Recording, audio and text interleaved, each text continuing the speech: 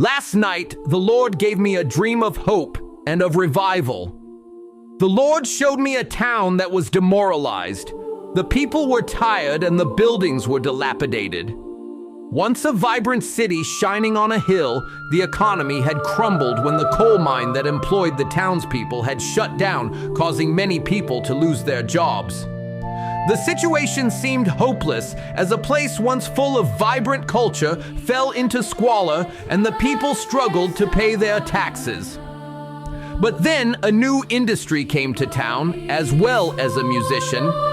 The industry brought life and the musician brought good vibes. All of a sudden, a town that was gasping its last breaths was invigorated. People that were tired and giving up hope began to feel connection and jump with joy.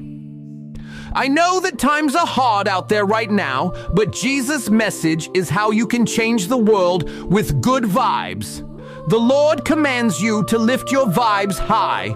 He came into the world when the vibes were low, when the people felt like they had no hope. On the day he was crucified, even his followers had bad vibes. But Jesus conquered bad vibes once and for all so that we can conquer them ourselves. I know it's hard out there. There is war on the horizon. People are arguing about relay policy. Many faithful are losing hope that President Trump will pump our meme coins and usher in the God candle. But church, you do not need to wait for the God candle to have good vibes. Let us reject the temptation to be grumpy. The world needs a good vibes revival, so let us start here today on the first day of October. Now, church, let's sing and usher the good vibe revival into this world, here and now. The weight of the world tests my faith. I try to repent, but it feels too late. People are angry, tired and scared. Temptations to think that you don't care. You found me when my vibes were low. You picked me up and healed my soul.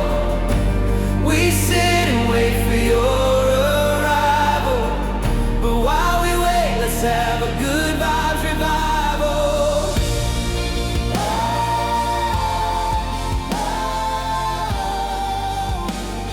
The good vibes revival.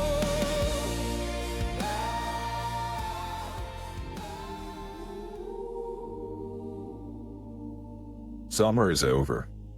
It's officially October, the season of dressing up in costumes to celebrate green candles and slurp down pumpkin spice pleb slop. But summer 2024, best known for being Paper Bitcoin Summer, was all about vibes. Nobody understands vibes better than the capitalist Bitcoin pioneers who branded them, monetized them, and sold them at Vibes Capital Management. Influencers, suit coiners, and podcasters headlined Paper Bitcoin Summer, draped in the hottest vibes. Vibes Capital Management was at one time growing faster than Pleniner's Paper Bitcoin mute list on Twitter. And then the rainy weather washed out the summer, and the vibes seemed to dampen. There's no better time for a great vibes revival than October. All-time highs in USDT and vibes are just a few sailor pumps away, and we're here with Walker from the Bitcoin podcast to talk about the return of the vibes bull market. Feels like we just did this yesterday. Walker, how's it going? It's going great. It's nice to be on the other side of the microphone with you guys, even though I guess we're all still on the same side of the microphone. So. That's right. And if you don't know what he's talking about, we were just on his podcast, the Bitcoin podcast, last week. So it came out Monday, though. Fantastic. We talked about plebs. We already talked about the pleb slap. We already got into the pumpkin spice. And what we didn't talk too much about the vibes. We just talked about the strength of the vibes in the vibes group chat. How how's everybody feeling? How was the paper Bitcoin summer? How was everybody's paper Bitcoin summer over at Vibes? Well, I think some people's paper Bitcoin summers were better than others. You know, it's funny because everybody assumes that like if you're a podcaster, if you're a Bitcoin podcaster, you must have been let in on like all of these pipe deals. I didn't even know what a pipe deal was. I thought a pipe deal was something totally different, and I had to Google it and be like, okay, better go in a secure browser for this. Apparently, it's not what I thought it was. But as a podcaster, people just assume you get invited to these things, and the reality is that you don't. And people make a lot of assumptions about podcasters. And really, at the end of the day, it's like, boy, it's a slog out here to be a podcaster. Not only do you have to struggle to try and find a sponsor, to try and get invited to these pipe deals, but you usually fail at both. I didn't really try to get invited to any pipe deals. I just wasn't. I thought that my card-carrying PodConf approved status would allow me to get access to these paper Bitcoin deals. It didn't. So, I mean, personally, I don't know what I'm paying dues for at this point to PodConf. It's just a little confusing. Totally. A lot of people have been wondering whatever happened to Vibes Capital. I know we discussed this. It sounds like Vibes Capital still a thing. The social presence has fallen off. What it seems like is Vibes Capital was kind of like the minor leagues, getting people that were really talented and skilled prepared for the big time, working for a paper Bitcoin company. So, famously Lubka, one of the biggest members of Vibes Capital, went and started working for Naka and kind of used that as his launch. Do you have plans yourself to be a podcaster for a paper Bitcoin company, or are you happy and satisfied with your role at Vibes Capital?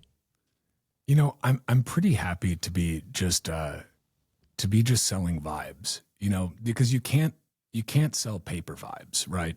The vibes have to be the original bearer instrument. And I think that's a powerful thing. So for me, it's like, am I looking for a podcaster in chief role at one of these paper Bitcoin companies? I am not. I like to be a free agent, to be honest with you. I wouldn't want to, I wouldn't want to sell out the Titcoin brand, right? And I know that, probably if one of these companies did end up approaching me, what the first thing they'd do is they'd say, we like the show, but you got to take the Titcoin part out. And I think there's just fundamentally, there's a lot of anti-tit hate out there, which is strange. It's strange. I've lost out on sponsorships because of this, because they were like, you're just a bit too edgy and you got tit in the name. And I'm like, good. You know what that name is there for? First of all, it's hilarious. Duh. Second, it's a filter, because if you can't take a good tit pun about Bitcoin, then what are we even doing here? What are we even, like, my wife came up with Titcoin, and you know what she has? Tits. So don't come here and try to moralize to me about how having tit in the name of your podcast and your podcast handle is somehow inappropriate. What I think is inappropriate is really just denigrating the role that tits have played in all of our lives. Because you know what? Everybody either loves tits, has tits, or grew up sucking on tits. Name someone who didn't or doesn't, and that's what I'd like to say. I don't think Matthew Cratter likes tits very much. It's also no comment. It's also making a statement, right? Like, if you have a controversial podcast where you talk about tits, it makes a statement for the hardware wallet to say, if you don't like tits, we don't want you to use our hardware wallet. And it's like, dude, that's the hardware wallet that supports tits. That's a differentiator. You know what I mean? Like, if people don't just care about the open source or like how you put together your hardware wallet, or if it's air gapped, they care about the community, and they want to transact adversarially with people who are not afraid of tits. Everybody always says we need more women in Bitcoin, right? Well, you know what women have, guys? They have tits. So, at least, unless you're one of those, those Looney Tunes who thinks that men can, I'm sure men can have man boobs, but not tits. Like, let's leave the tits for the women. Let's try not to male feminize our way out of women being the ones that have tits. And let's support that. And if we want more women in Bitcoin, we need to be more tit inclusive, not tit exclusive, I think. It's also, it is coincidental. Usually the guys who are the most critical about tits in Bitcoin are the guys who have the biggest tits in Bitcoin. They just don't want the competition for the big tits in Bitcoin. I love him, J.W. Weatherman. He's very anti-tit, but he's also he's like the biggest boob in Bitcoin. So it's kind of hypocritical. And it's sad to see when people have this, and it's like, I don't know what happened during your early childhood development or what what woman hurt you at some point, but like, it'll be okay, bud. Just go touch some grass and just remember, tits are a nurturing thing, right? They're givers of life. Let's not chase them away. Let's embrace them. Yeah, I mean, for these companies that aren't sponsoring you for that, it seems like a tactical mistake, because look at Sydney Sweeney and how her tits came onto the scene. Maybe they just don't want to be associated with being fascist, like boobs are fascist now, or at least nice ones are. But who knows? Yeah. I think that's the key. They have to be nice to be fascist. Like, nobody is saying that the Ozempic needing blue-haired tits are somehow fascist. Like, those are obviously communist tits. I think we all know a communist tit when we see one. You know what I mean? Like Greg Foss tits are communist tits for sure. I don't know about that, but I do love old Fosse. I miss his energy. I miss his unbridled energy and his love of Bitcoin. We need more of that energy, just pure, less of the whiny little bitch energy, and more just like go fuck yourself energy. Whether who cares where those go fuck yourselves are flying? Just let the GFYs fly and let the sats flow.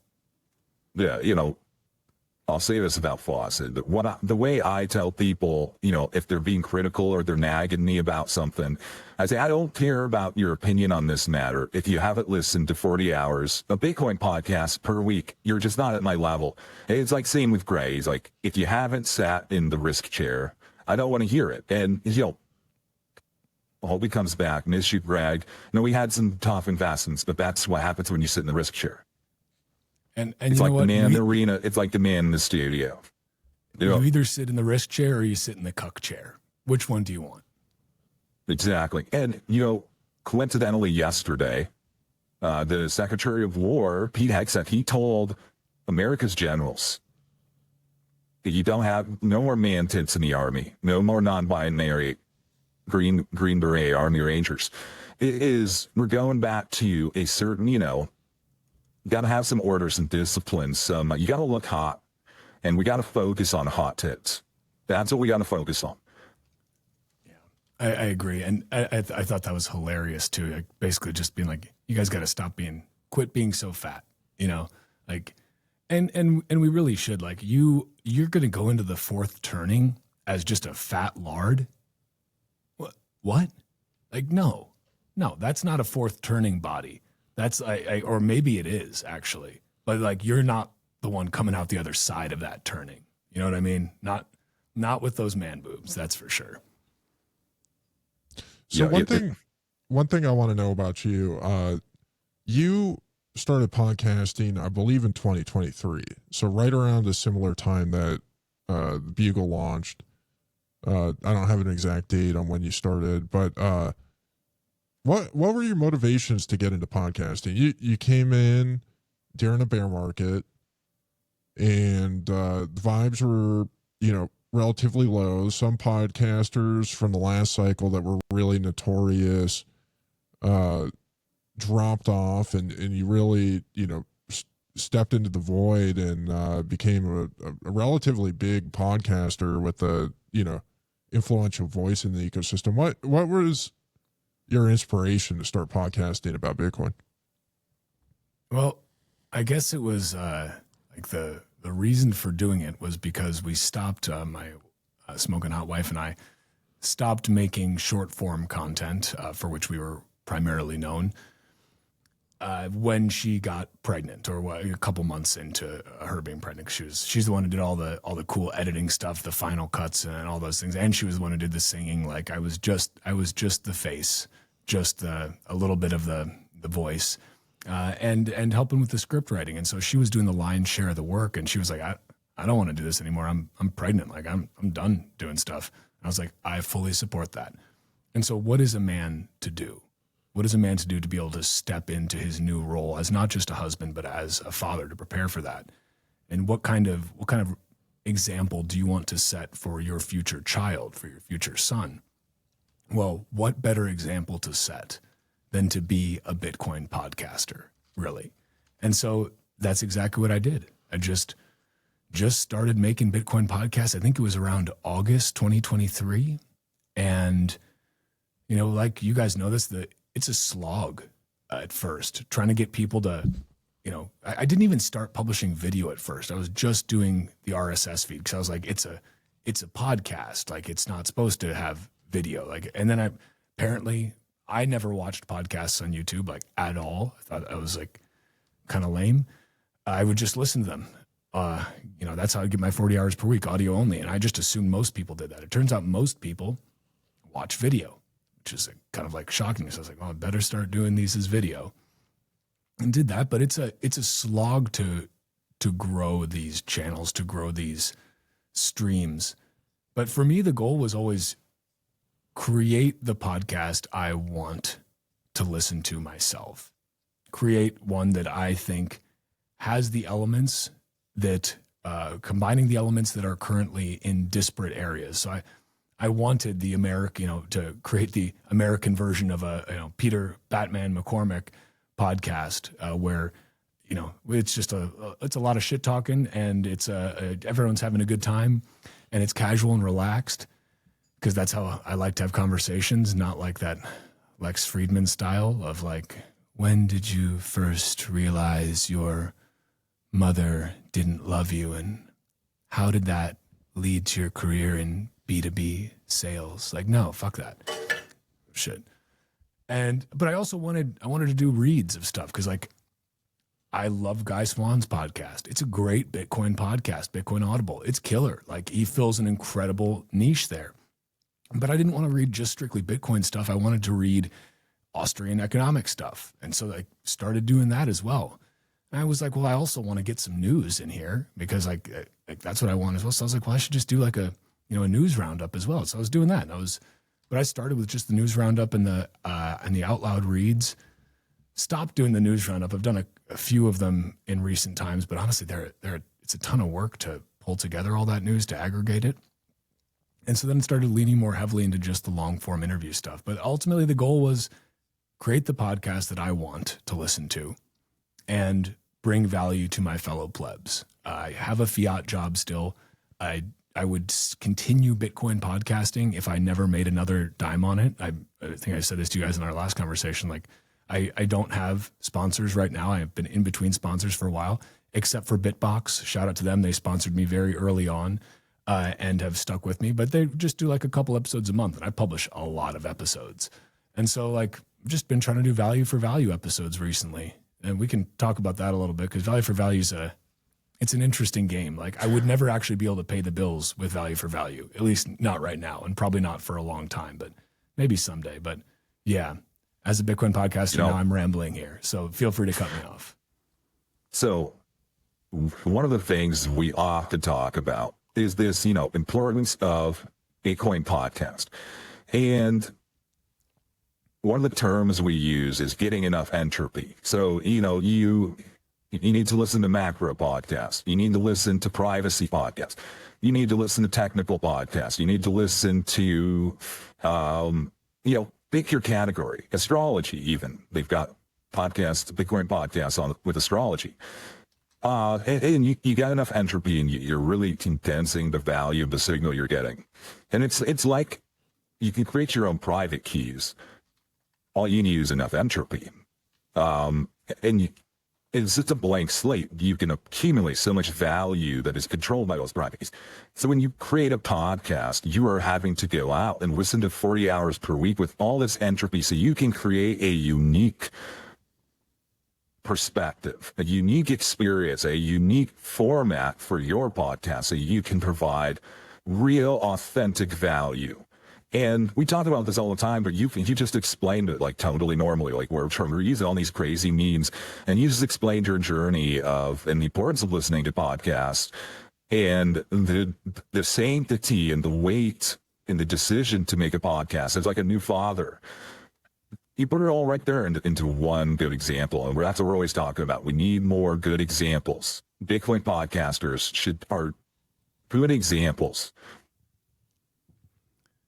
And we're also good. I think that we are good punching bags. That's another thing. As a Bitcoin podcaster, you need to realize that part of your role is for people to hate you when arguments start of a technical nature and they can't actually engage with the technical argument. So then they need to find the non-technical person who is very vocal and talks a lot, has a deep rumbling voice, incredible hair, and a smoking hot wife.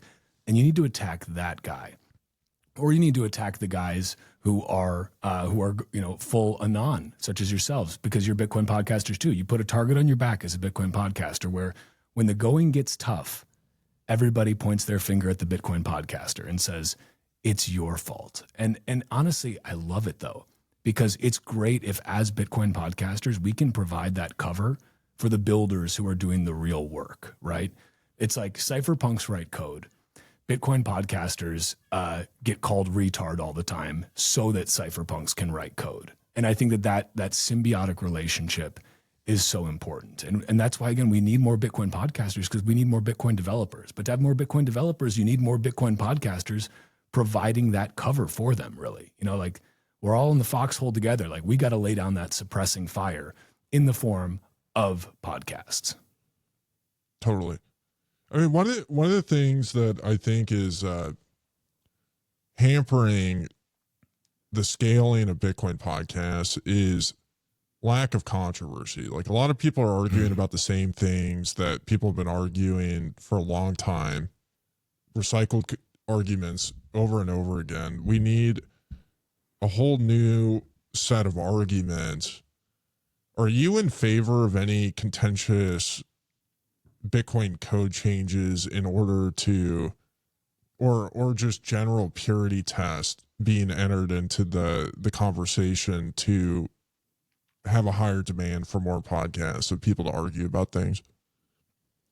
I'm always advocating for more just more outrage, I guess. We need to make sure that Bitcoiners stay outraged. What I would like to see ideally is more outrage directed externally.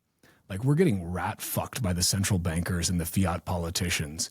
And instead of being like, hey, quit rat fucking us, you rat fuckers. Like we're gonna donkey fuck you right back.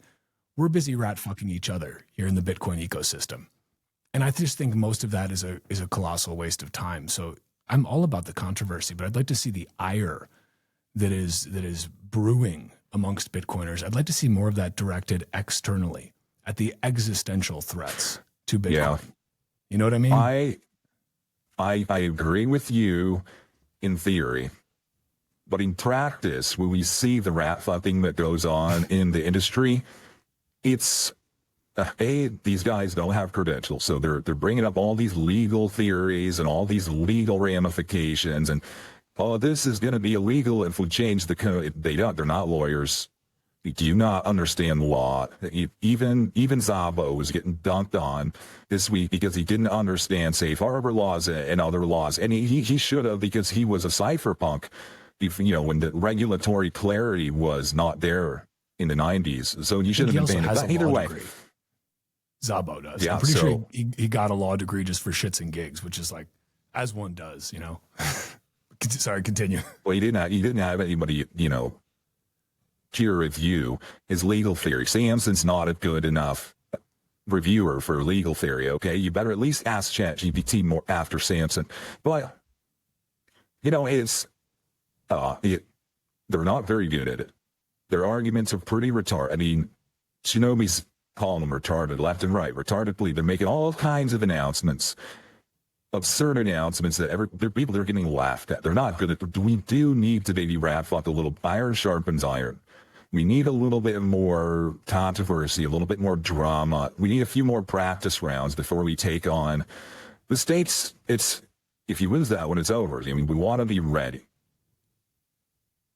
I agree with that, and that's a good point. Perhaps all of the internal rat fucking within the Bitcoin community is really, it's this necessary step. It's the practice that we go through. It's our sandbox to play in, you know, before we go in to the big wide world of the central bank rat fucking, because like those guys do operate on a different playing field with a different set of let's say they have bigger bags they're bringing to the table. You know what I mean? They don't even necessarily need to be good at what they do. They've got the entrenched power system on their side, and they've got the money printer, right? So we don't have either of those things, but we do have better memes. And, you know, that's one thing. The memes, I've got to say, Bitcoin memes are better in bear markets. I've only been around for like just over a cycle now, you know, got in 2020. And the bear market memes were great, right? I feel like they had some actual soul to them. Now the memes are like what liberals try to do when they meme, which just ends up not being funny, and it's like weird forced, and there's like way too many words on their, you know, on whatever their image is. They put like way too many words on there because they got to make sure they get the whole point out, right? And like, you know, have ChatGPT write a little bit of their meme for them because they're not actually clever enough to think of it themselves. And it's like, it's just lame. It's just lame. We need, if there's one thing people should strive to do, it is make better memes. But if you try to make better memes, you're going to end up making shittier memes. Like, I think you're trying to make better memes right now. Try less, but do more. Yeah. The very similar situation with like the U.S. military or, it's when they're dealing with the Middle East. We're sending over these, $1 trillion projects, these aircraft carriers and these F-35s, F-22s, and we're using this, while very vastly superior, vastly more expensive military force, and just to shoot down these little cheap drones. And it's like, what if you're, I don't want to call anybody out here, but a good example, mechanic. He's just writing these long threads. They're just very dramatic and very performative. And all of that is just getting struck down by Shinobi just dropping retarded. If you can't fight like these long threads against retard, you have to have tighter memes, because everybody, you have to have a tighter meme and you have to have more frequency. Yeah, I agree with that. And and it is good that we call out Mechanic, right? It is good that we ridicule Mechanic. Why? Because Mechanic is a Bitcoin podcaster. And when you step up to the microphone, you know what you're doing. You know you are going to get ridiculed, right? And you need to be prepared for that. Mechanic, he knew what he was getting into when he sat down in that studio, right? When he just said, I'm going to become a Bitcoin podcaster, Mom. I'm going to do it.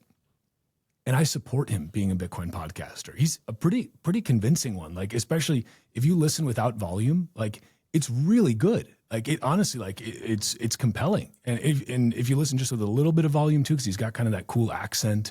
Like, that's neat. Like, we don't have cool accents, right? Like, wish we did. That's like such a podcasting hack, but you got to be born with it, right?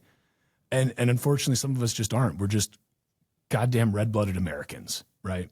But we play the hands we're dealt. And for him, though, again, I think it's great that he's Bitcoin podcasting right now. And, I hope that he's listening to his 40 hours per week too, though.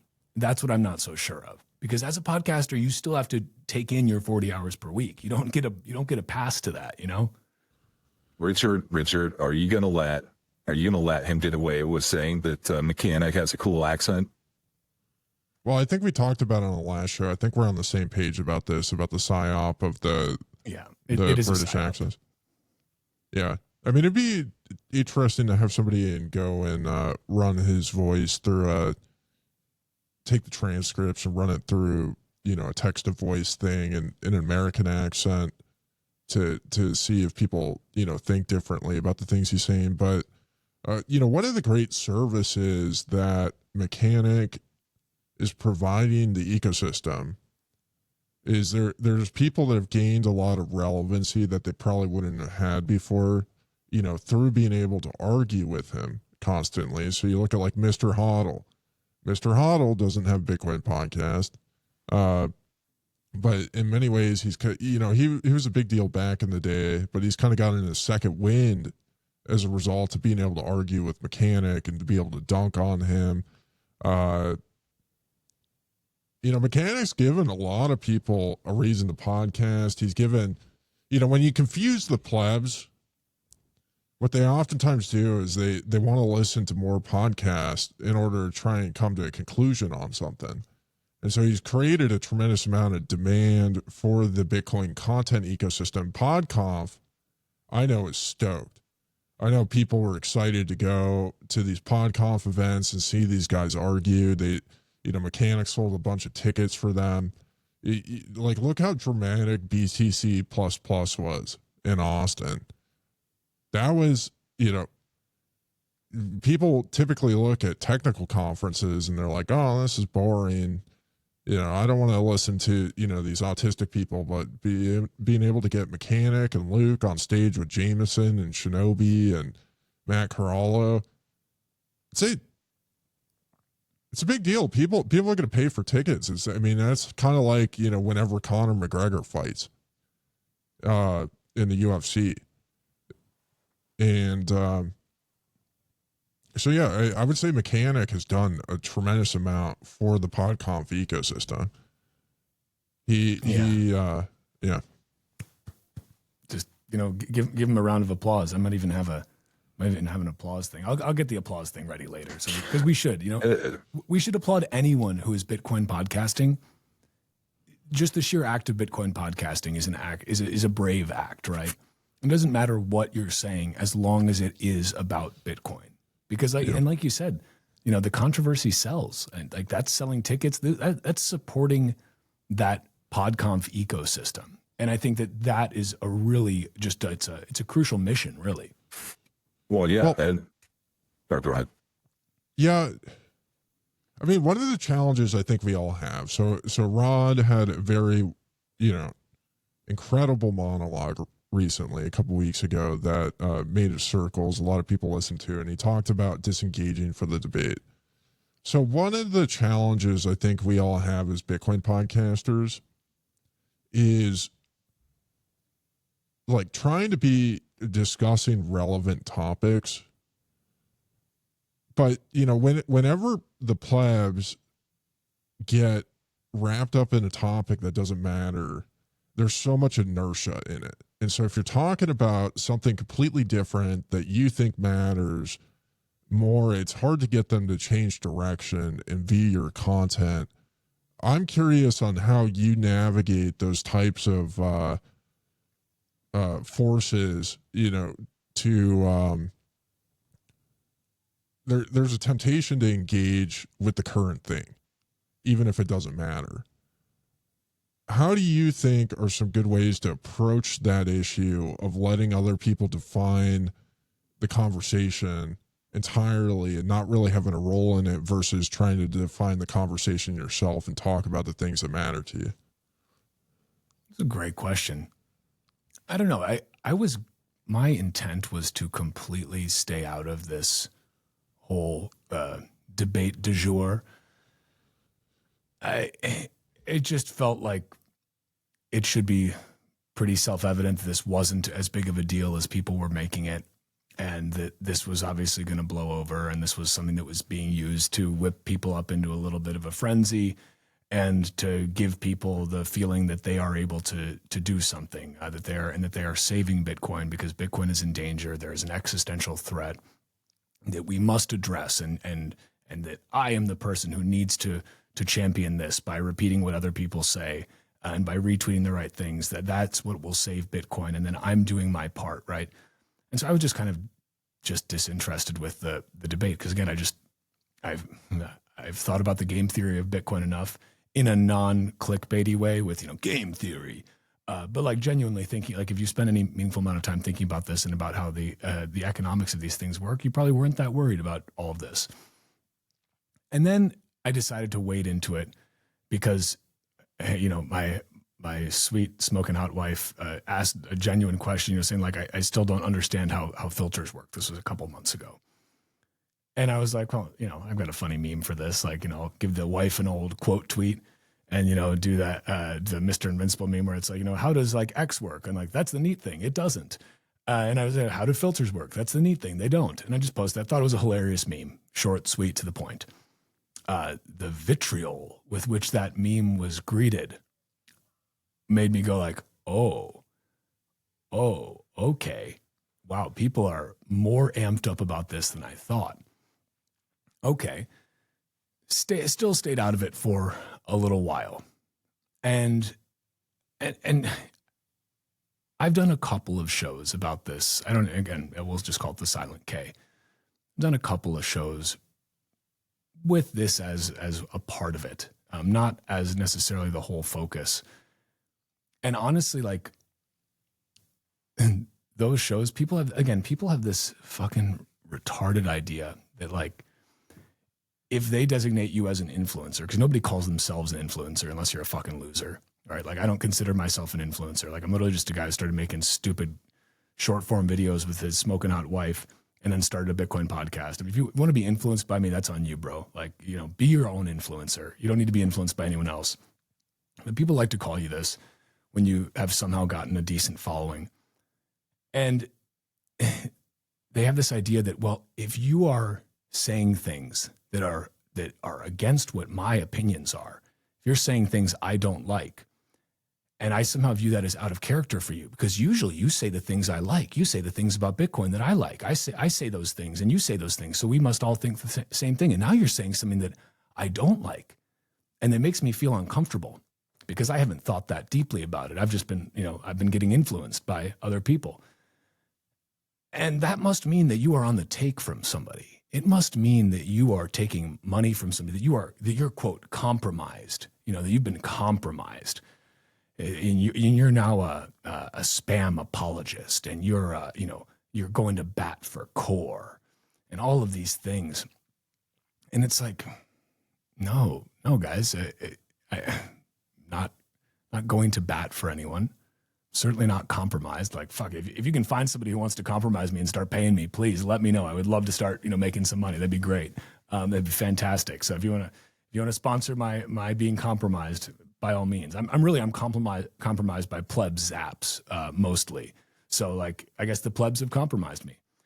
But I haven't changed how I view things. Like, you've just been influenced in a different direction. I just have a different opinion on something than you do. That's okay. Like, we should have that. It's not that big of a deal. We should still be able to debate it in a respectful and cordial manner. But that's not what we've seen. And an interesting thing for me was, like, people like to say, "Oh, like, you're just doing this because to get attention or things like that." I'm like, guys, me talking about this whole Silent K debate has been a negative. Like, if I actually cared about my quote influencer status, which again I don't, and I think that's a stupid word. Stop being influenced by other people. Influence yourself. But if I actually cared about that, I would just not talk about this at all. Or I would just be like, I am pro Silent K. I'm running Silent K, because that is the thing that gets everybody being like, yeah, they're on our side. It's the in terms of people vocally speaking out, it's the minority opinion to be like, no, I think that's like, do whatever you want, but you're not actually doing anything meaningful by running Silent K. Like, you can do it. Feel free. Do whatever you want. I think it's great. I think it's fantastic. But we're still just both Bitcoiners because we have the same consensus rules for Bitcoin. Your mempool policy, as Michael Tidwell says, your mempool policy doesn't make you a different Bitcoiner. Your relay policy doesn't make you a different Bitcoiner. Your consensus rules do. And so I think it's funny that a couple of the episodes I posted with, like the one I posted with Tidwell, who's an awesome dude, built TabConf, is also a Bitcoin podcaster, has been for many years. Just a chill dude, family guy, super smart, super hilarious, great at chess too. I could go on and on. I love Tidwell. That episode just got so much random hate and like super low numbers. Like, these aren't like numbers that are blowing up because people don't want to hear opinions that contradict what they believe. When they've dug in their heels, people want to have their biases confirmed. They do not want to challenge what they have accepted as part of their identity. Like, this is a game of ultimately like identity node politics right now. That's what we're experiencing. Yeah. And and it's a leftist tool ultimately. So it's very funny when people are saying the core devs are all leftists. It's like, I'm seeing more of the leftist tactics from a different camp, but I'm not the one. Like, there is no red, there is no blue. There are the retards, and you know, they are you.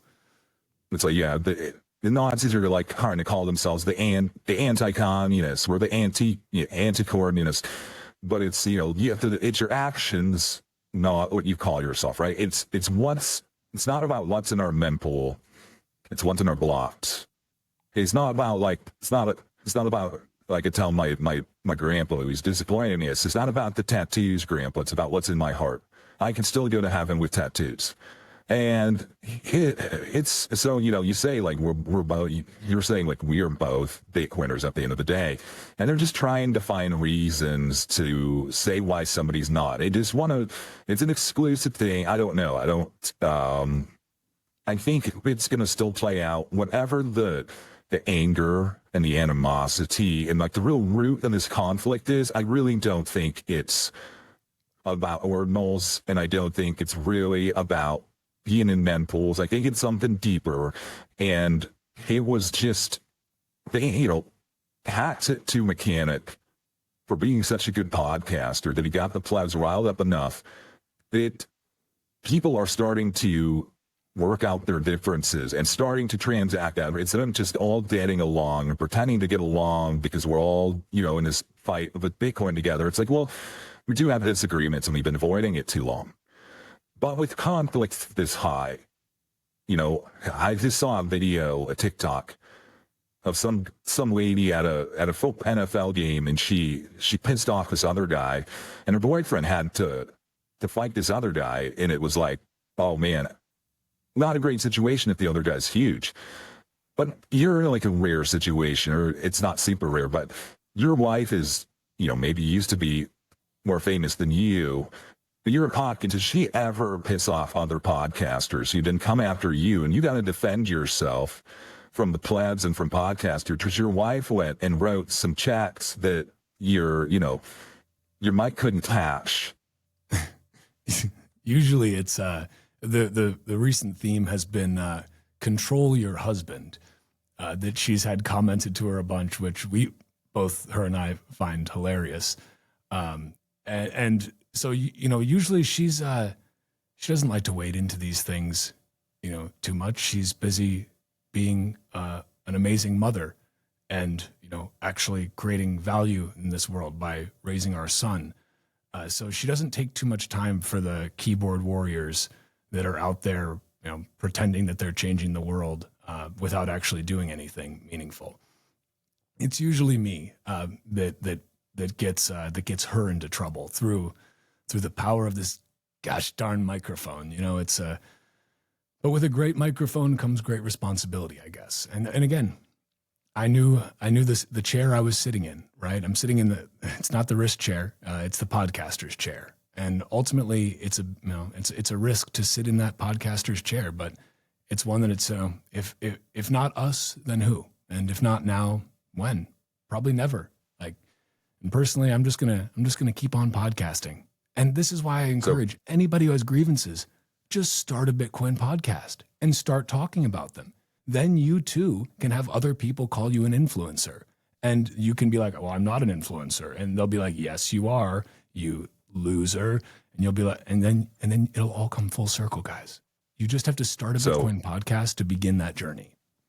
So it's your advice.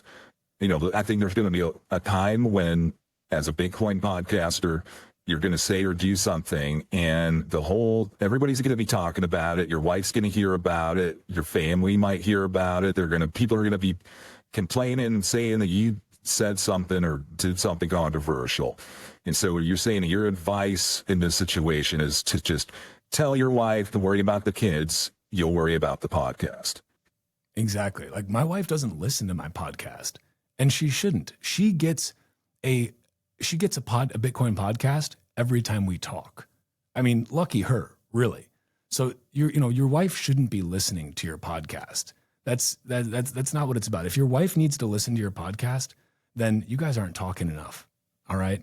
Like there shouldn't need to be a microphone separating you and your wife. All right, guys. So, I say Bitcoin podcast with your wife every time you guys are talking around the kitchen table. That's where the Bitcoin podcasts happen with your family, is around that kitchen table, right? Save the Bitcoin podcasting with the actual microphones.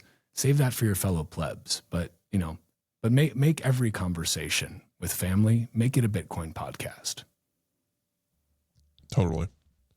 We're going into this environment where I think the vibes there's a pretty good chance that the vibes for many people interacting with Bitcoin are going to be tested, even more so than they are today. I think in the world of the non-Bitcoin podcast listener, the vibes are going to just continue to reach all-time lows. I think those people are really grasping at straws. They don't really have a lot of sense of direction and hope. As far as for you and just for people in general, how do you feel? What are some just helpful ways to raise the vibes for yourself and the people you care about and the listeners of your podcast? Like where are you thinking about that? Well, I think one of the key things is touch grass and get sunshine before you step in front of the microphone. Because if you're going into a Bitcoin podcast and you have not recently grounded and basked in the glory of the sun, you're just already starting with a bad vibe, right? That's just like 101 stuff. Gotta sun your balls. Gotta sun your balls. Sun as much as you can, right? As much as you can, you need to get that skin exposed. Even if it's cold, like I don't want to hear it. A little cold shock is going to be a good thing for you. That's going to get your mind more agile and your body prepared to sit in that podcaster's chair. The next thing you need to do is remember that, you probably don't need to take everything quite so seriously. It's okay to have a little bit of fun. It's okay to make jokes. It's okay to laugh. And you should also be able to laugh at yourself. If you can't laugh at yourself, somebody else is going to laugh at you, probably many someone's, right? So be able to make fun of things, be able to make fun of yourself, and be able to have a good time with it. Like, money and state has been separated. It's our job now to keep it that way, right? By Bitcoin podcasting. We may as well have some fun along the way. Otherwise, what are we doing here? Then we're just like the TradFi suits. If we can't have a little fun, if we can't make a little tit pun every now and then, what's the point of any of it, right? So I'd say have fun. And the third point is, I guess, if you want to keep the vibes high, you really shouldn't give a fuck what anyone says. Like, the only people whose opinions you should actually care about are your families. Like, you should care what your wife thinks. You should care what your children think. You should care what your parents and some close relations think. Maybe once you get out to second cousin, you can stop caring, but depending on how cool that cousin is. But you really shouldn't give a fuck what random people on the internet think. Like, if you do, you are going to have bad vibes throughout your life, because most people on the internet are just retarded. Like, and that's not to say that I myself am not retarded often. I identify as retarded. So yes, I am often retarded. But like, if you are going to internalize what random people online who have never had a beer with you in person think about you, like, you're in for a world of trouble, buddy. You're just going to have bad vibes. So the people whose thoughts about you should care about are those whom you love. Everyone else's, take it with a grain of salt. Don't pay too much attention to it. If it's constructive criticism or a suggestion for how you can be a better Bitcoin podcaster, that's different. You should listen to that. You should listen to the people who are listening to you, who are giving you part of their 40 hours per week. But that doesn't mean you need to internalize all the bad vibes that all the other people put out there, right? Bad vibes abound. And bad vibes are basically, bad vibes are the noise, right? Good vibes are the signal. And you need to focus on that signal. Otherwise, you will be swallowed in a sea of bad vibes noise. So touch grass, sun your balls, sun as much of your body as you can before podcasting. I forgot what the second one was already. And then don't give too much. Oh, don't take yourself too seriously. Don't take anything too seriously. We're separating money and state. That's a very serious thing. We should have fun. And then third is just don't give in to the bad vibes of random strangers on the internet. They just don't matter. And one of the major problems, it's just a function of Bitcoin being a global permissionless asset, is that there's so many different people from so many different perspectives and backgrounds, cultures, etc., looking at this and arguing about it, and then we're arguing at these higher level problems, and often we're talking past each other. It's miscommunication. That's the fundamental of your talking to your wife. Arguing with your wife is you're constantly miscommunicating. So you're obviously constantly miscommunicating with your podcast and your social media. But what you can do is you can match the vibes. As long as you can match the vibes, you can work things out. As long as people can match the vibes and their time preferences, they can see what kind of time preference brain they're working with. On the other side here, that's how markets are made, right? Like somebody's a very motivated seller, somebody's very motivated, but whatever. You just match the vibe. And as long as you can match the vibe, you can figure it out, because sometimes it takes time to figure out what vibes were off in the first place. Well said. And I think this goes back to something we were talking about when we were last on a Bitcoin podcast, podcasting about Bitcoin podcasting. The good vibes are self-evident, right? You know a good vibe when you see one. And so are the bad vibes. But the bad vibes are not self-evident to the person who is emitting the bad vibes, who is excreting these noisy bad vibes that are trying to overwhelm the signal of the good vibes. Because the good vibes are always there somewhere. This is one of the reasons I love Nostr so much. There is a higher signal to noise, a higher good vibes to bad vibes ratio on Nostr than on anywhere else I've seen. You go on X, it's a lot harder to find the good vibes signal amidst the bad vibes noise. You go any of these other centralized shithole platforms, it is harder to find the good vibes amidst the bad. Doesn't mean they're not there. They very much are still there. At the end of the day, good vibes are the light in the darkness of bad vibes, right? They are that light at the end of the tunnel, beckoning us towards a better vibed future. But if you're spending most of your time on these centralized shithole platforms where you need to wade through a sea of dark, bad vibe noise just to be able to find a little bit of good vibe, you're going to get lost along the way. You're going to get swallowed by that sea. You will drown in the sea of bad vibes, and you will forget that you were there in the first place to look for the good vibes. And so I would recommend that people as well, if you want to increase the vibes, spend more time on Nostr. And I think a lot of the silent Ks would do well to do that. Like, spend more time on Nostr. Look at all the incredible people. I just saw a guy the other day.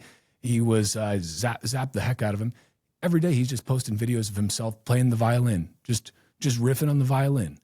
And he's just doing that on Nostr. He's getting zapped sats for it. That's awesome. What a good vibe. Like, that's just a top-notch vibe, and we need more of that. You think you're going to see cool random dudes playing the violin on X? No, you're going to see gas station beatings and shootings, because that is what the sea of bad vibes you have to wade through. On Nostr, I just opened it up. I saw a cool guy playing the violin. Sweet. Zapped him some sats. That's a good vibe. Hell yeah. Yeah, I think it's pretty important to care what your wife thinks. There's a lot of men out there that also care about what their wives think, and I don't know if it's symbolic or just it kind of shows where the relationship is, but then it seems like a lot of people that are married are uncomfortable to admit that Lynn Alden is hot.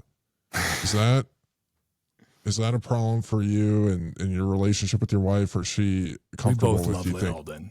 We both love Lynn Alden. So that's the great thing. And you know what? That's kind of what I figured. Yeah, Lynn Alden just has it. You know why? Because Lynn Alden has a great vibe. Lynn Alden is also incredible at memeing. You ever notice that too? People with great vibes, they tend to be really good at memes, because a good meme is about a good vibe. And Lynn Alden, I think probably what will go down in history as the financial macro meme of the decade, maybe of the century, is Nothing Stops This Train. I mean, what a meme. You know, don't make her tap the sign, because she will. And that's just another example. Good vibes, good memes. That's what we need more of. All right, people. And you find a lot more of those, again, on Nostr. So take that as you will. Totally. You know, what's a word of advice? Like, so your wife seems to respect Lynn Alden. Maybe a lot of other people's wives don't.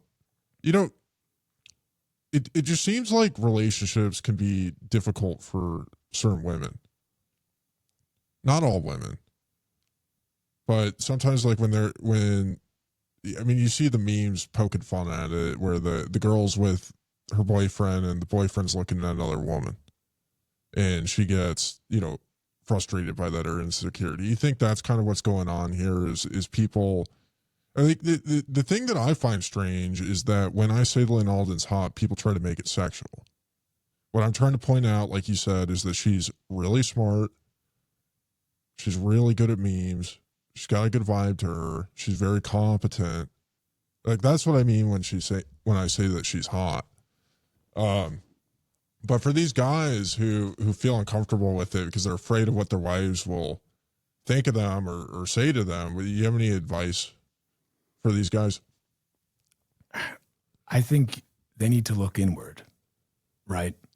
If you're uncomfortable with the good vibes that someone else is putting off, because that's what it ultimately is, right? This is what you're describing. Lynn Alden's hotness is related to the goodness of her vibes, the strength of her memes, the quality of her intellectual pursuits. That is the hotness of Lynn Alden. And if that makes you uncomfortable, buddy, you gotta take a look right in here and ask yourself why that is. Okay, because if good vibes are making you uncomfortable, it may be because, and you wouldn't realize this, you can't know it yourself, but it may be because you yourself have a bad vibe, and that's hard. But you know what? You can fix that. But you can't consciously fix it, right? It goes. It's so much deeper than just you being like, well, I'm not going to be an annoying piece of shit now. It's like, no, that annoying piece of shit, that's still going to shine through. That weak little man is still going to shine through. You just got to, I don't know, I guess just start with touching grass more. Like, it's a cliche, but literally, like, just go walk outside. Take off your shirt.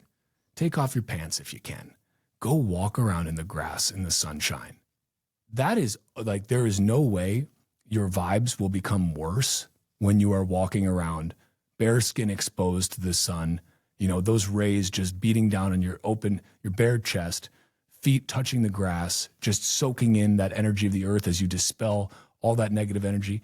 There's no way your vibes get worse when you're doing that. So that's a good place to start for folks, I think. There's not enough grass touching happening. And the thing is, it's not even winter yet, guys. It's not even winter yet, and your vibes are this bad. Imagine how bad the vibes are going to get once it's the dead of winter and people are like, oh, I can't. It's too cold on my feet. Like, no excuses. No excuses.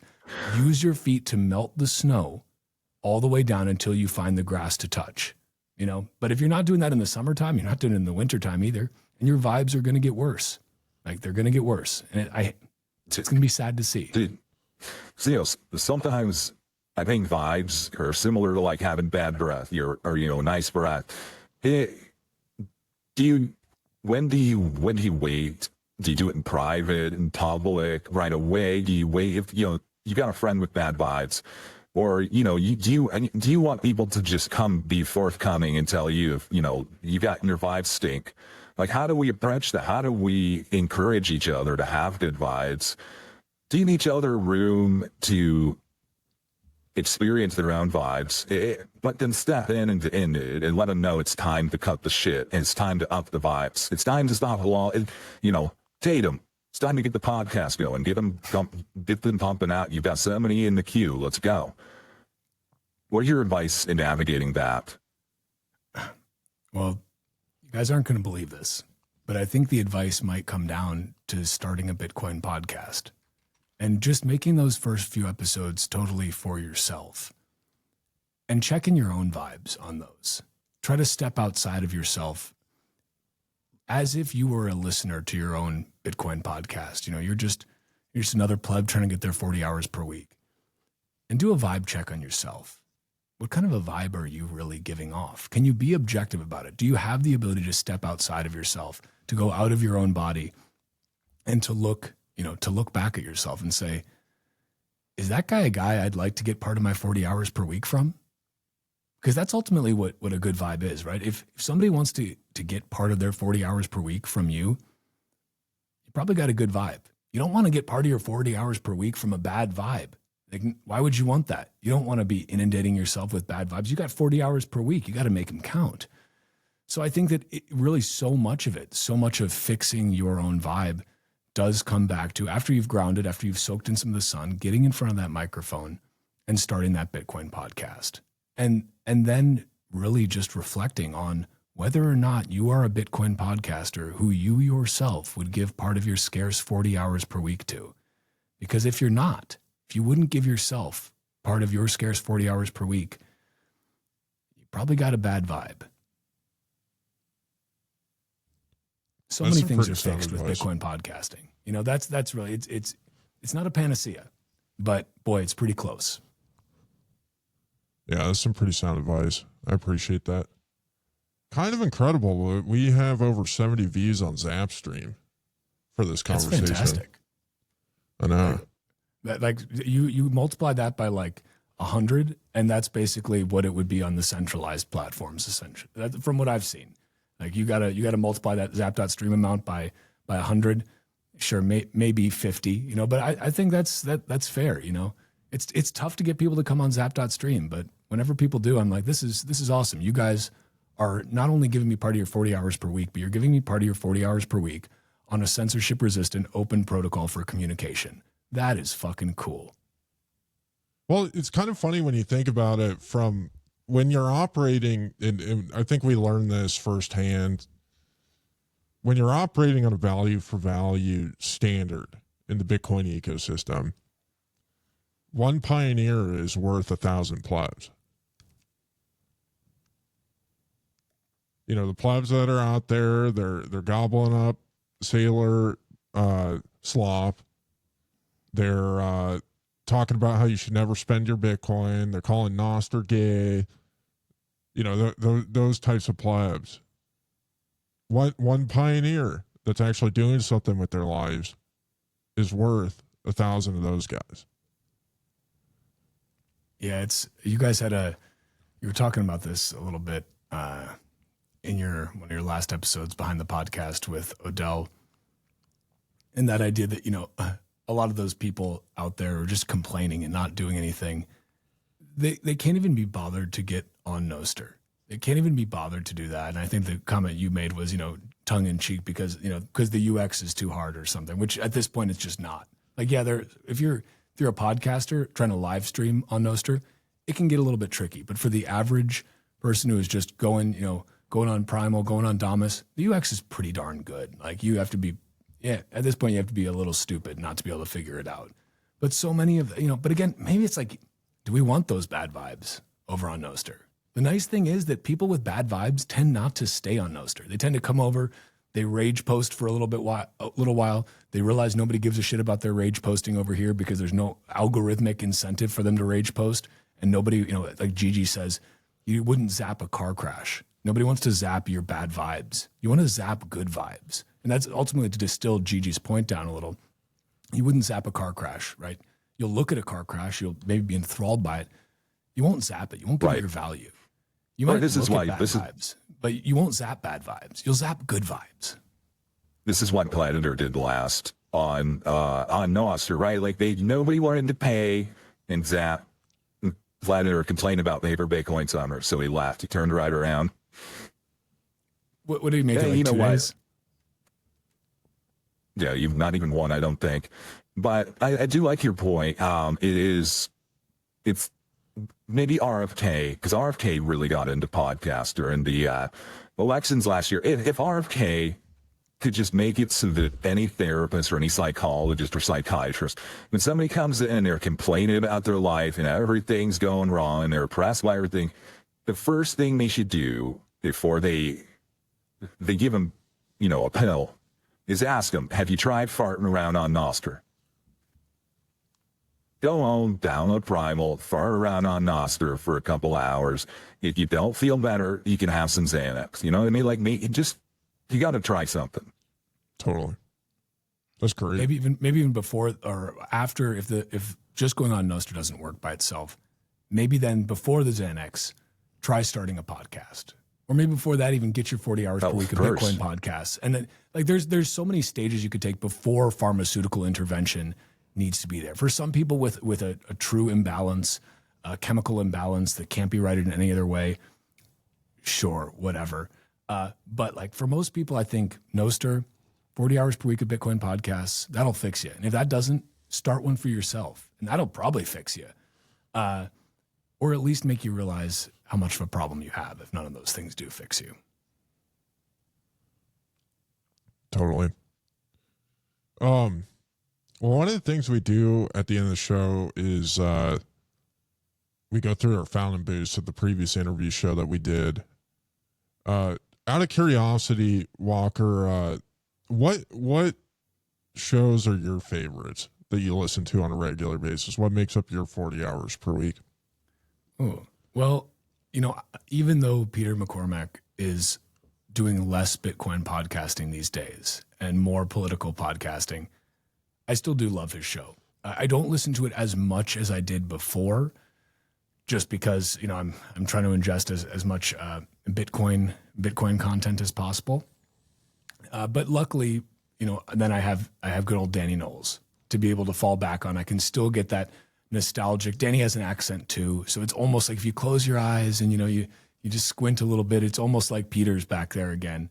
Danny's doing a great job. He's a great Bitcoin podcaster. And I love that his story is coming on board to help Peter with his show because he's like, hey, your audio sucks. Like, you need to be a better Bitcoin podcaster. I can help you be a better Bitcoin podcaster. And by George, he did it. And then what does he do? He takes over the reins and becomes the Bitcoin podcaster himself. I mean, it's a beautiful story, really, of Bitcoin podcasting and how you can just do things. You can just tell somebody their podcast sucks. You want to fix it. Make it the biggest Bitcoin podcast in the world. When they go off to start becoming the Prime Minister of England and saving that cesspool from itself, thank you, Peter, for doing that, because we need the UK saved, But then you step up to the plate and you become the podcaster yourself. You become the man in the studio or in the main podcaster's chair. Guy Swan is still on my heavy rotation, as is Preston Pish. Your guys' show has entered my heavy rotation as well. This Week in Bitcoin came on my radar recently because it was on top of the fountain charts. I started checking it out. TFTC, Marty Bent. I mean, these are some classics. Obviously, I'm not throwing out anything too crazy here. Let me go into my fountain list. I enjoy very much Natalie Brunell's show as well for like when I want to see how a journalist should really conduct themselves. And it's always like, wow, I am not a serious person over here, but the world needs all kinds, right? Her show goes to the top of the charts and makes it to the normies, which I think is just huge. Also, guys, I do want to point out our episode that we did together. Oh, it's down to number 3 now. Rabbit Hole Recap, All in Bitcoin has just surpassed it and taken the 2 spot, but it was on the number 2 spot on Fountain's hot list. So that's pretty sweet. There's another one I listen to. Actually, it's not a Bitcoin podcast, but I do enjoy it every now and then. It's called The Carousel. It's pretty decent. It's more about political, cultural vibes. It's pretty solid. Yeah, I mean those are my main ones. I like every now and then I'll do Peter St. Onge's his weekly recap of his daily shows that he posts on X. He lumps them into a podcast. I can listen to it on Fountain. I like that a lot. I love Dave Smith's show, Part of the Problem. It's an awesome podcast. Dave's got a great vibe to him, along there with his co-host, Robbie the Fire Bernstein. They do a killer job. It's a darn good podcast. Dave's a Bitcoiner too. Doesn't talk about Bitcoin a ton in his show, pretty infrequently, but he's a Bitcoiner. He's made that clear. He's given some great talks at on panels at Bitcoin conferences, and he's got just a killer podcast. I enjoy listening to it because he's funny. I think this is why comedians make such great podcasters and why, people during the election, everyone's like, Trump is talking to all these just random comedians with their podcasts. And it's like, because people actually want to listen to them. They don't want to, nobody's getting, if you're getting 40 hours per week of CNN, you're a fucking retard. Like, that's just like, and if you weren't, it's going to make you retarded. Like, it is just talk about boomer slop. But comedians, they make great podcasters because they ask great questions, because they don't take everything too freaking seriously. They're able to make you laugh while discussing something that's maybe really heavy. They're able to get people to open up a little bit where they otherwise might not have. And I think that's a beautiful thing. We need more podcasters. We need more comedian podcasters. It's fantastic. So yeah, that's a lot of my heavy rotation. I also dabble with other random shows every now and then. But yeah, this is the difficulty of when you are a Bitcoin podcaster, you have less time to listen to Bitcoin podcasts, but you still got to try to get those 40 hours per week. You got to try. You don't always succeed, but the important thing is that you tried. Totally. What's heavy rotation for you guys? Ungovernable Misfits. That's a Bitcoin and Pleb Chain Radio, Rock Paper Bitcoin. See what else. Once in a while, I'll dabble with all the ones that you mentioned. I've been avoiding listening to Dave Smith because I just think libertarians are running the playbook on how to lose, and it kind of gets tiresome. But I feel like even Dave kind of admits that too, though. Like he's kind of like, listen, you guys are not being super serious about this. But this is why libertarianism needs orange pilling. Like libertarianism doesn't like. Kind of toothless without fixing the money. It's like okay, now that's the way they want it though. That's how libertarians like it. Yeah. If they wanted to win, they wouldn't be libertarians. They'd be doing something productive. It's kind of like being a Bitcoin pleb and just consuming all the sailor slop. It is. I would say they need more podcasts, but like if they really became good podcasters, then they'd move on to other things. It's because like to go back to something you said a little bit earlier, like one of the reasons to start a podcast is because it's a vibes feedback. You're putting out vibes on very important matters, very, very crucial, important, fundamental matters that need to be resolved at a much broader societal level right now.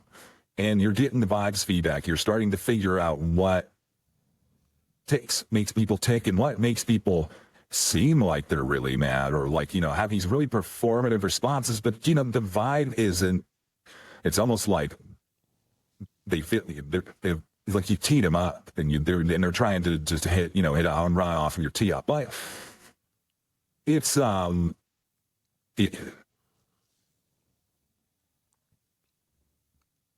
kind of lost where I was going with there, but it's the feedback mechanism is what's important. Is that if you don't have that feedback and you don't know the right vibes and you can't vibe switch, it's just going to be very difficult to navigate because there's just so much so many psyops out there that are getting you to kind of mismatch the vibe. Yeah. There's so many good Bitcoin podcasts. Oh, go ahead. There's so many good Bitcoin podcasts out there. I feel like there's some that I listen to on a regular basis, and then there's some that I just listen to frequently. Like there's your podcast. I listen to the episode with Michael Tidwell. Once in a while, I'll listen to American Hodl and Eric Kaysen when you have them on. You've got Daniel Prance. I was listening to him today. You got... there's just a wide assortment of people that are doing. I was listening to the Bitcoin Matrix podcast recently, and that one was kind of funny, because once again it was about the annoying debate that everybody's wound up about, and it was kind of tone deaf. But it's helpful to hear that. Guy Swan is great. Yeah. I was listening to his narration of the 21 lessons by GG on Monday. Great book. Yeah. It's a very vibrant ecosystem of stuff. There's a lot of information to consume, a lot of really, yeah. Sly Goomba's got a podcast. I was listening to that. He had Fundamentals on recently. Yeah, I've actually been listening to but like podcasts just kind of outside of Bitcoin, whether it's comedy or there's a lot of these. They're not really like Charlie Kirk. They're not necessarily political, but it's a very outspoken, like, for an ideology. So I've been listening to kind of some of these more extreme or controversial ones that have been really popping up and kind of capturing a lot of people's attention lately, just to see what everybody's going to be riled up about. But when it comes to Bitcoin podcasts, I've just been listening to episodes of my friends. Like, my friend's going to be, if Fundamentals has a couple podcasts. When Robbie Hamilton goes on podcasts, I want to listen to that. I want to listen to, Portland Oddle, or, somebody's going to go on with Casey and Aaron on the How Money Pod. Like, I want to listen to those. I'm just trying to listen to my friends and see what they're talking about, what they're interested in, and maybe see,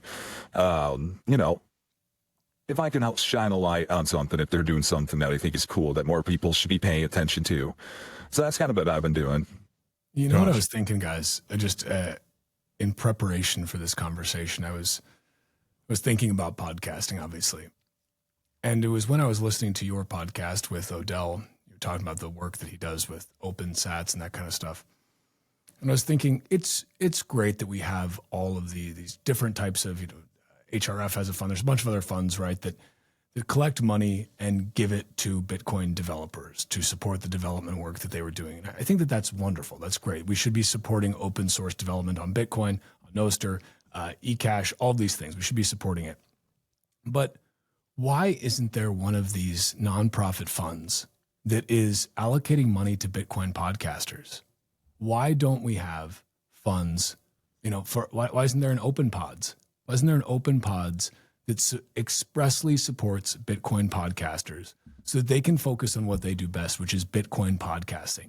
They don't have to worry about going around and to chase sponsors to pay for all their expensive microphones and stuff. They can just focus on bringing signal in a noisy world. They can focus on bringing good vibes in a world of bad vibes, right? So I think, guys, what we need to do, we need to get ourselves a 501c3, and we need to start raising money to give to promising Bitcoin podcasts. I'm throwing it out there. Maybe every Bitcoin podcast should be a 501c3 itself too. I don't know. I'm not a lawyer, but I'm pretty sure ChatGPT can help me find some ways to not give any money to the IRS. So let's see. I think it's, an interesting idea. I think what's different is kind of the role of the podcaster to go solicit people to support them, in my opinion.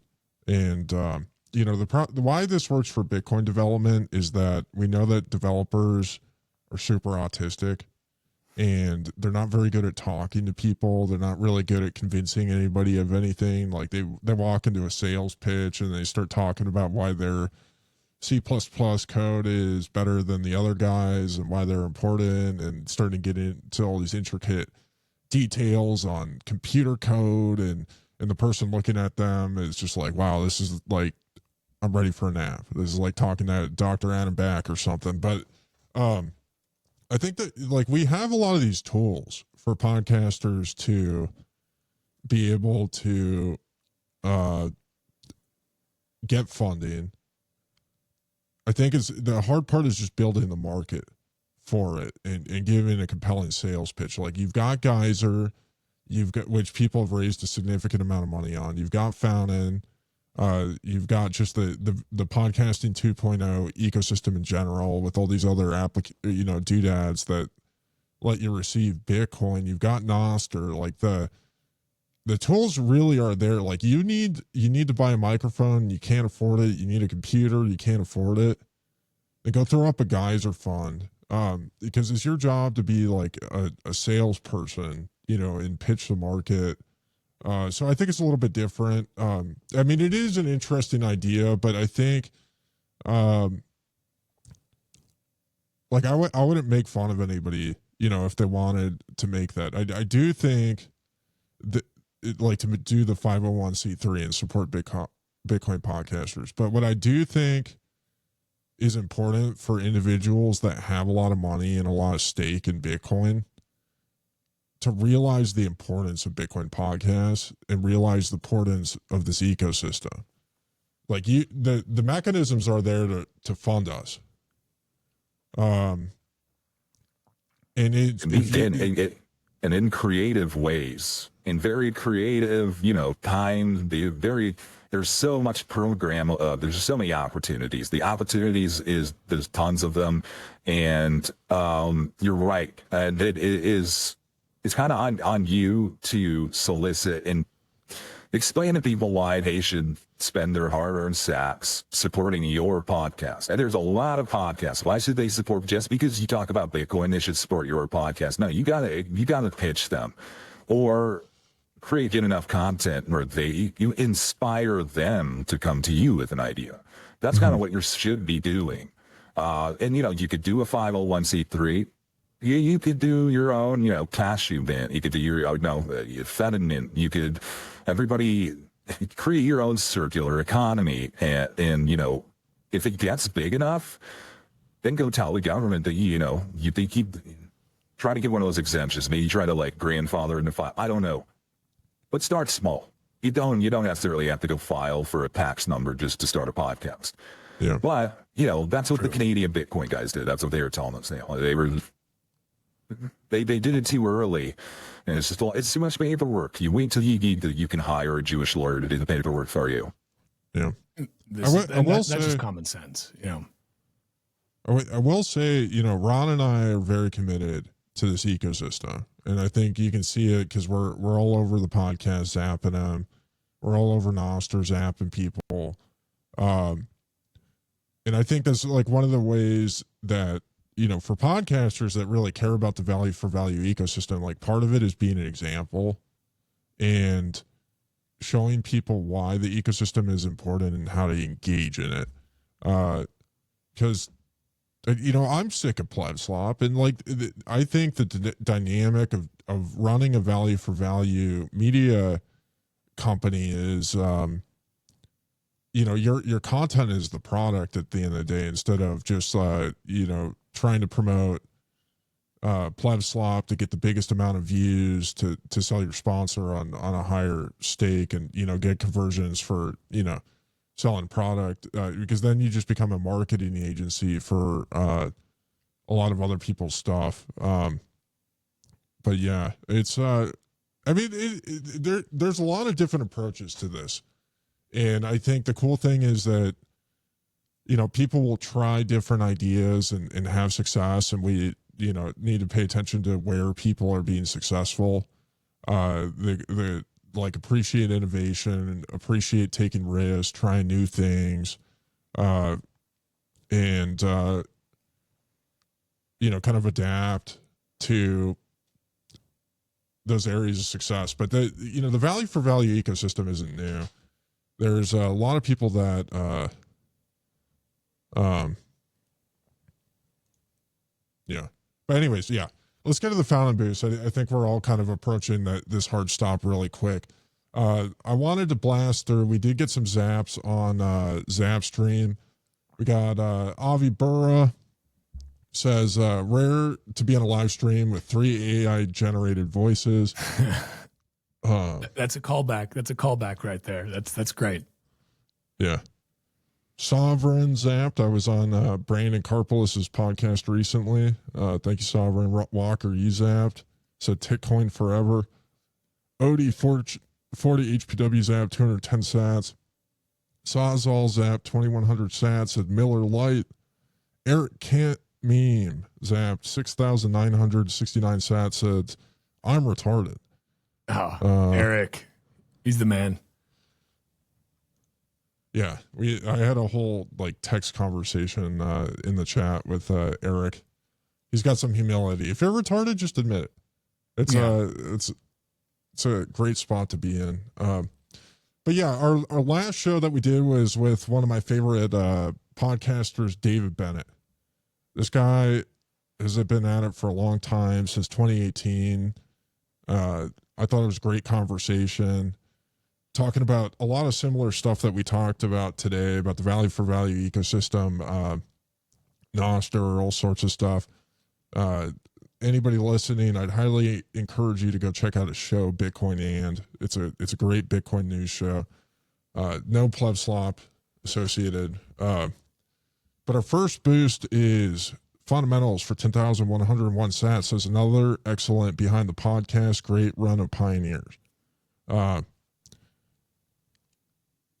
are you familiar with fundamentals, Walker? I don't know if I am. Maybe. I got to see if I follow him on Nostr. Yeah, he's on there. He wrote the book Bitcoin for Institutions. So he's essentially trying to teach people how to paper Bitcoin responsibly.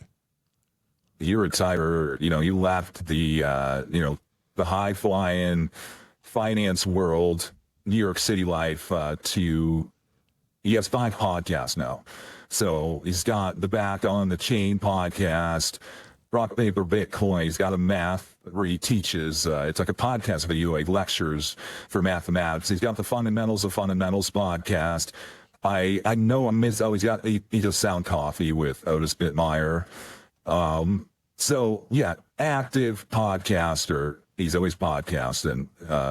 He's got a lot of interesting thoughts, but yeah, thank you, Fundamentals, for those 10,000 saps. I just followed him on Nostr. He wasn't following me yet, though, so I don't feel as bad about not being aware. So that's good. The next one is from a late stage hodl, big supporter, 5,000 sats. This episode was full of excellent quotes from David. First of all, I want to address that he accidentally said Bitcaster, which is something I was thinking about lately, instead of saying Bitcoin podcaster. Imagine how many extra Bitcasts you could squeeze in during your 40 hours per week if you didn't have to say the full Bitcoin podcaster term. Another quote, I wake up and look at Twitter and I'm in a bad mood. Wake up at Nostr, I'm neutral. This goal was the best. If the first thing you see in the morning is penis, dorner, nothing birder announcements, then you become the nothing birder. These are great ideas. Late stage hodl. I understand the logic of Bitcaster over Bitcoin podcaster, but there's something about the vibe that I could be wrong. I just don't feel it right now, but I do like where you're at with the trying to be more efficient with our language so we can get more signal into our Bitcoin podcast. Waking up, I was kind of making a joke when I remarked on the Nostr thing and the way it makes you feel, but I'm starting to think you're right. I thought it was just a bad marketing tagline to be like, you feel nothing when you log on to Nostr. That's the way it should be, but that is the way it should be. You should get your vibes from your coffee or your, whatever, a sunlight walk, not from turning on your phone in the morning, right? Yeah. They say I'll agree. Thanks. Bitcaster just feels like trying to rebrand Sats to Bits to me. Maybe that one could be workshopped a little bit, but I feel like Bitcoin podcaster is a steam position. It's important. Yeah, some words are worth saying the full word, it's worth it. It commands the respect, Totally. Do you ever hang out with the people that boost your podcast, Walker? Yeah, actually. Like, I mean, at Bitcoin conferences, like I've had like a shocking amount of people support the show. And one of honestly the coolest things about starting a Bitcoin podcast is going to Bitcoin conferences, having random people come up to you that you then like have a beer with or, hang out with for a while that are like, hey, I really like your podcast. Like, man, as a Bitcoin podcaster, that's the only thing you want to hear. Like, that's literally it. You just want to hear somebody like, hey, I really like your podcast. I found it valuable. I sent you a zap on Fountain or a zap on Nostr. Like, that's all you could ever ask for as a Bitcoin podcaster. So yeah, it's very humbling too. It's like, wow, here's somebody in the flesh who is giving me some of their 40 hours per week. Let's go ahead and have a beer together. Like, that's just it's a cool experience when you can do it in the meat space, right? Totally. Yeah, I think it's important to hang out with your boosters. It's important to hang out with them in the group chats. Stuff like that, I think, is just excellent. Like, I love hanging out with these guys. I think I've talked to most of these boosters even today so far. Or actually, I haven't talked to late stage today yet, but talked to fundamentals and this next one, Two Angry Cunts. I got to start a group chat for my podcast. I guess I'm kind of behind in that regard, I suppose. Yeah. Guy Swan did this a long time ago. I used to be a subscriber to him and the Audio Knot. That was a good group chat on Telegram. I think it's it's a good time. You concoct memes together with your listeners. Two Angry Cunts podcast, 2,220 sats. Truth is like the sun. You can shut it out for a time, but it ain't going away. Elvis Presley. An honest conversation without risk of catching syphilis. Well done, fellas. And remember what Elvis said. Elvis was an incredible singer. He's like one of the best singers of all time. Super underrated, in my opinion. Like, a lot of people like Elvis, but I don't think they fully appreciate how good he is. You ever listen to Elvis? Of course. He's the king, right? But you're right. Gone too soon, also. Too many such cases. I think that's part of what makes him so good, though, is, these people die before they get old and lose their skill sets. Like, there's a problem. A lot of singers try to go for too long. Well, Elvis died on the throne. He died on the toilet. And that, God forbid, but, I guess the worst thing for me would not be going out on the podcast chair in the podcast studio. Amen. That was from Daniel. Daniel's, he's big over on Nostr. He helped us out with Satirize the System. In Vegas at the conference, I get to see him in the boost. Really digging the conversation, especially the part about how Nostr is good for your mental health. There you go. People resonated with that one. I wonder if people's mental health on Twitter is going to get better now that the government shut down. The feds might not be working. Let's hope so. I hope they stay shut down for as long as possible. Yeah. I hope so, too. Those guys suck. Fuck Rev those Hodl. guys. Fuck it. Rev Hodl, Yeah, Daniel's a good guy. He's a good follow on Nostr. He's very active on Nostr for sure. Rev Hodl, 721 sats. Bitcoin and is how I stay in the loop. Essential listening for the 40 HPW. Yeah, I think the thing that I like about Bitcoin and is it has a little bit more emphasis on permaculture and agriculture. So it's got you hear about topics that are kind of important, like the food supply is pretty important, but you don't hear that discussed on a lot of Bitcoin podcasts. You hear about the feds fucking with all the ranchers and, killing all the chickens or, whatever they're up to, all the nonsense. Next one is from Shadrach. Longtime fan. They don't expect us to go back and save as many as we can. That's exactly how pioneers win. Hashtag 40 hours per week. And yes, Shadrach is a notable pioneer for sure. Yeah. Big fan of Shadrach. God's Death. 237 sats says, thank you, gentlemen. Well, thank you, God's Death.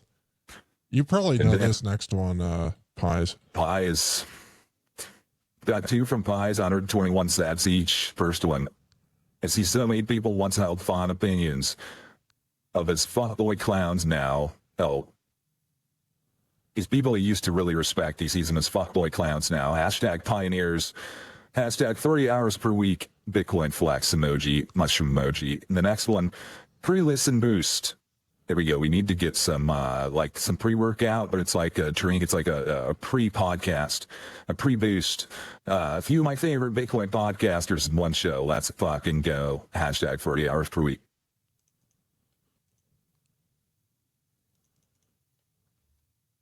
Yeah, I mean, that's an interesting one. I don't know what I think of the pre-boost or pre-show listening boost. I feel like that's tipping your waitress before you get the food. You know what I mean? It could go. Or like awry. tipping your bartender before, a night at a wedding or something. Like I always tip bartenders before I get drinks. If it's a wedding situation, even if it's an open bar, because it's like, hey, just want you to know I appreciate you. I've been a bartender many years in my life. And I also want you to bring me drinks very fast when I come up here and ignore any of the fat uncles that are going to try and, sit and wait in the line there. So I support the pre-boost. Just throwing it out there. All right. I think you convinced me with that argument. Good. That's an interesting life hack. That's it works every time. Hell yeah. Southside Dave, 100 Sat says a pioneer of culture, Nazis and courtards having sex fixes this. Check it. Can't argue with that. Yeah. Last one is Army and BTC on board. 100 sats. 3 thumbs up. Glad you like the content, bro.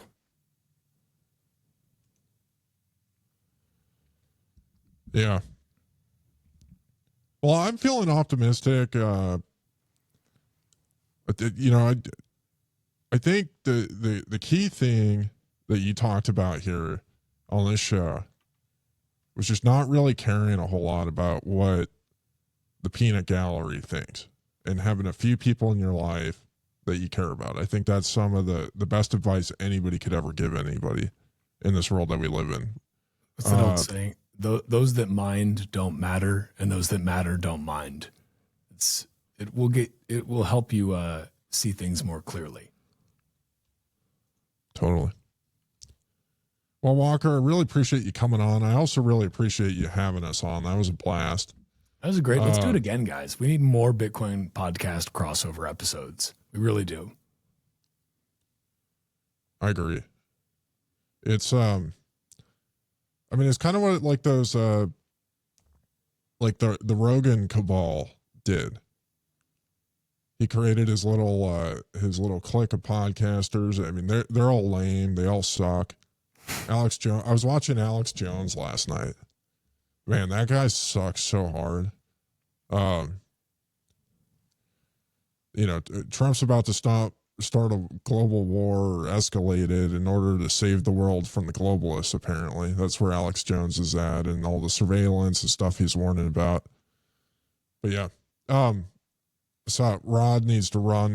Rod, you got any closing thoughts before we sign off? Now, keep the great vibes revival. Let's go. Bring it back for October. Talk to you guys later. See you guys. Broccoli flow. Hey. Yeah, I'm swerving with the broccoli flows. Laser eyes tired, let the paradigm go. Let it go. Plebs in the pit still screaming like a show. But we want that e-cash future, let the new wave grow. I don't vibe with your Twitter wars.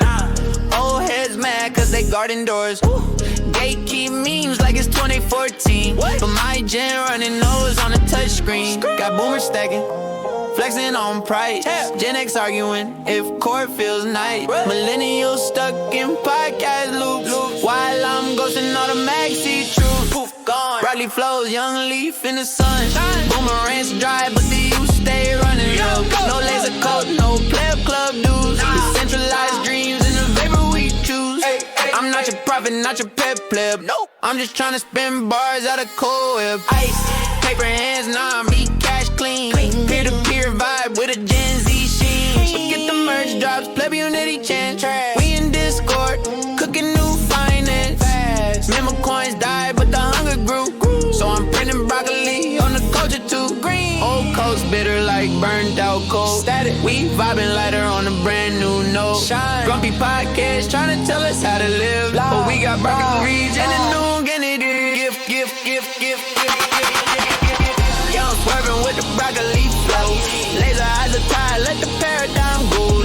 Plebs in the pit still screaming like a show. But we want that e-cash future, let the new way grow. Green on my head like the cash in my hand. Future look bright, I don't follow your brand. Boomers, Gen X, millions y'all froze. I'm e-cash, hella with the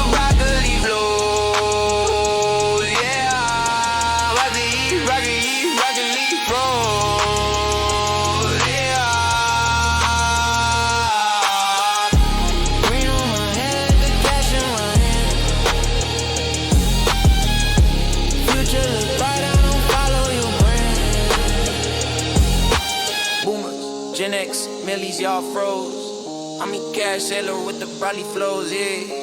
Broccoli, broccoli, broccoli flows.